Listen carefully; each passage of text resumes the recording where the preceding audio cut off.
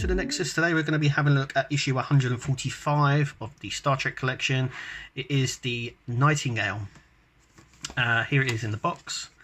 Really nice. Obviously it's just a reused model of the Federation fighter. We'll do a comparison between the two models when we have a look at the model, but let's have a look at the magazine first. It's also worth pointing out that this was in the magazine as well. Now, I'm not too sure if it's out for release yet. It's the Vanguard from the Star Trek, the motion picture. It's the next special, which I'm hoping to pick up, so make sure you click to subscribe. It says available now. I think it's available for pre-order now on the website. And it's definitely not out yet, so I think this is just a typo, because it says coming soon, your next special, available now. So that's a bit of a conflict there. But yeah, it looks really nice. It looks like a very interesting model. We never saw it in the original theatre release. It was only when they redone it. I think it was like a special edition where they actually introduced it. But it looks very interesting. Obviously, we'll have a look. But it's also interesting as well. That is not the magazine for it.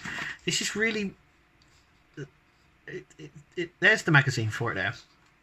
There it is there. It says coming soon, your next special, available now. So it's not coming soon then, it's obviously out now. And on the back here it's even got, so this is just, it doesn't make a lot of sense, that flyer. Anyway, let's have a look at the Nightingale. Anyway, as you can see, it's obviously a reuse of the Federation fighter, which was declared as a Marquis ship, but then later on a Federation one that the Marquis stole. Anyway, it's a reuse of that. It's just bulked up a little bit bigger. And that's the Nightingale. So let's have a look. Obviously, there's a medical transport from the Delta Quadrant. We get a few bits of information. There was a whole episode about the Nightingale. It's a really nice shot here of it. So it's a Kralar vessel, which was a medical ship. So they were to believe in the episode. We kind of find out that's not the case. It was actually a test ship for cloaking technology. So the Kralar have been at war. We see the ship a few times in season 7. It appears as other ones, other sort of the Kralar we see again, and we do see the ship in the episode Night as well. But as you can see, there's a top view, there's a bottom view. They've bulked it out from the model we had originally, so now it has this big bridge section. It's got a lot more detailing to it as well. So that's all kind of cool. But as you can see, we have the warp nacelles, the shuttle bay at the back. We have the phasers down the side here. And the bridge obviously at the front there. So yeah. So here's the model. Here's the actual model that they used. And they made it into CGI for Deep Space Nine. A Time to Stand. And then they just reused the design again for the Nightingale. Then we come on to the actor who played Harry Kim. So this is a sort of in-depth interview with him. It's quite interesting as well. It sort of details how Ensign Kim was sort of left out of a lot of things. She goes in quite a bit of detail as well.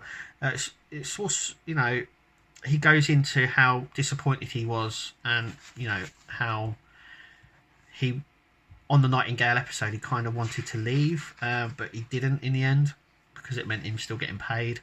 And the other actors weren't there. It was also interesting to see that other people on Voyager got promoted, but poor old Ensign Kim stayed an ensign. And it also says how he was frustrated by the uniform and by stuff. But obviously, looking back, he loved his time on Voyager. And that's it. Obviously, we're looking at this orb thing. We'll get into more of that in the next episode. But we're having a look at issue 146 in the next one. And we'll have a little bit more of a look into that. So, without further ado, let's take a look. And here we have the Nightingale out of the box. It's nice. It's also so much different from the Federation fighter. I will bring that in a little bit later. Apart from the overall shape, it's actually very, very different. But yeah, so let's have a little bit of a closer look. So we have the back there, impulse engines, I would imagine. These are the warp engines in here. It's really nice. We've got see-through Bussard collectors there. You can see that it's a lot more it's got this dirty sort of weathering look to it, and it's got a lot of windows, so you can sort of sense the scale of it. Yeah, it's just a nice. It's a nice ship. It's very plain underneath, but I don't think we saw much of the underneath of the ship. But yeah, so shall we get the Federation fighter, see what the difference is? So here we have the Federation fighter. As you can see, the overall shape is there, but obviously his cockpit is now turned into the bridge. That section is still there, as you can see. They've obviously filled in this section, and the changes don't stop there.